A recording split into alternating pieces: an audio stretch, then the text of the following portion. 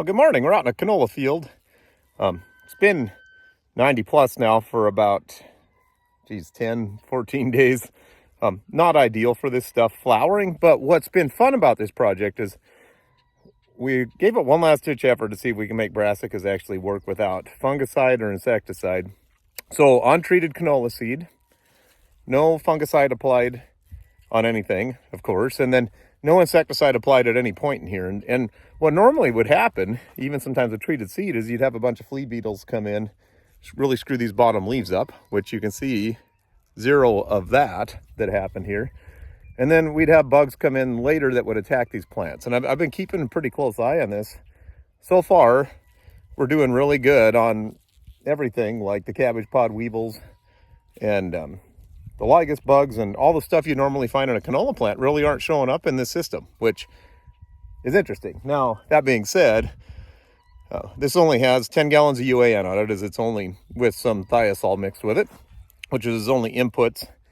This stuff you can contract it. I think it was $15 a bushel. So our break even on this actually probably is under that $150 an acre ballpark. So that part's good.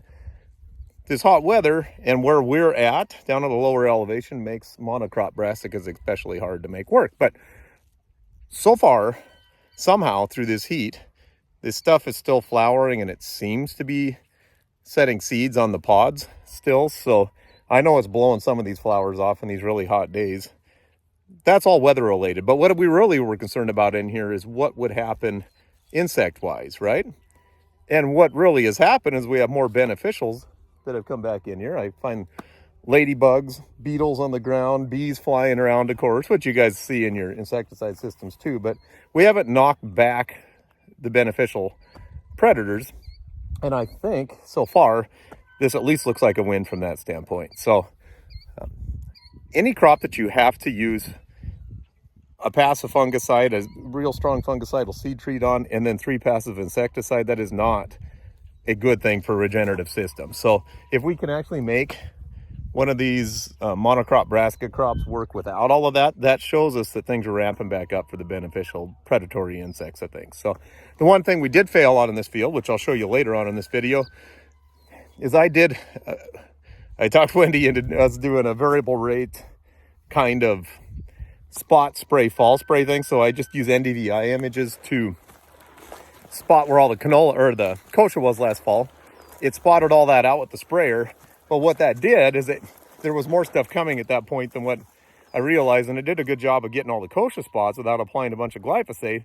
But it left a bunch of prickly lettuce and then cheatgrass that came back in the spring by not fall spraying that. So we're learning in this system, especially with only 6 inches of rainfall, that fall spray application, although we don't like to use glyphosate, is really important at suppressing these winter annuals. Anywhere we didn't suppress those winter annuals and that cheatgrass or that prickly lettuce came back, there's basically no canola in spots all over in this field, because when that came back in the spring, by the time we controlled it, canola doesn't compete well with that. Same thing on our barley. Anywhere we didn't control cheatgrass in the fall, even though we killed it all in the spring, with this cool, wet spring and things weren't cycling in the system where we cut our inputs, you really see that stuff. So I'll show you some stuff on the barley too that's really eye-opening, where we sprayed the outside round of a field, didn't do the inside, just to kind of kill the cheatgrass on the outside. And to a line, we probably have double the bushels of barley just from that fall spray application. So we obviously all want to get away from that.